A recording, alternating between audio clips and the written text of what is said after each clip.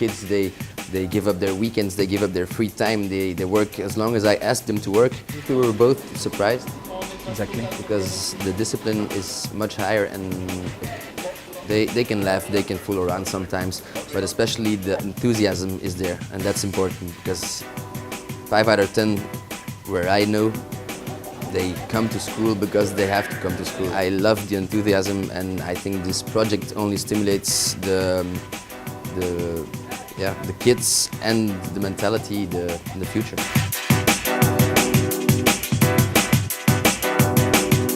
The Azores and this island has so much to offer, and we also agree that there's still some room for a gastronomic restaurant, for example, or to upgrade the restaurants that are already here.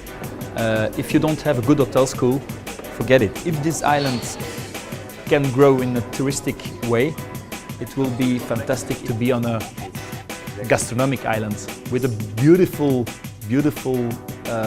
fauna and flora. It's a beautiful island.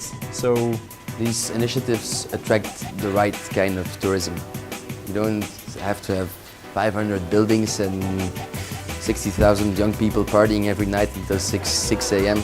You just need these kind of projects to attract the right people from, like he says, all over the world. Starter is a tuile of dark bread with sweet onion and Belgian beer.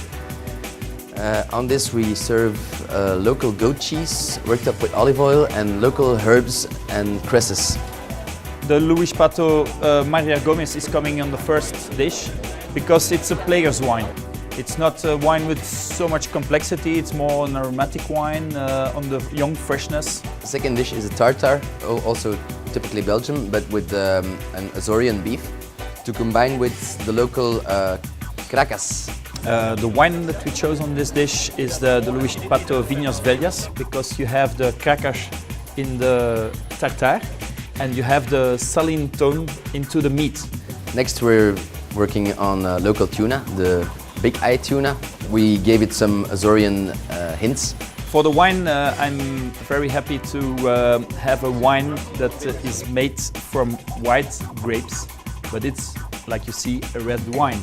The tuna and the Romanesco sauce, the peppers, and then this wine on it, served a bit chilled.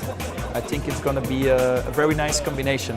The next dish we're going for a soup, but a bit more than a soup.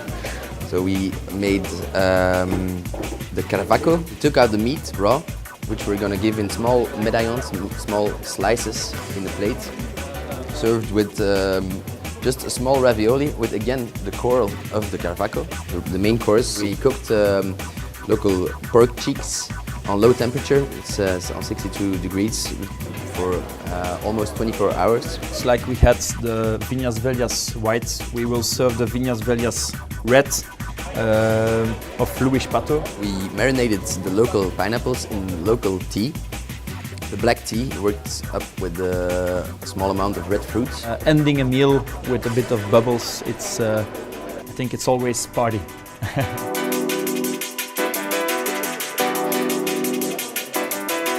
It's always nice to come somewhere new, and especially when you come to an island or an archipel that's so untouched. The products they stay what they are. There's no commercializing, and it's sometimes a little bit harder to work. Like an onion is not always gonna be perfectly round and clean, and this goes for everything. The pineapples, one may be like this, the other one like this, and it goes on and goes on. But it's nice to have the natural tastes and flavors. We found some beautiful places and products of the island, so we'll be back.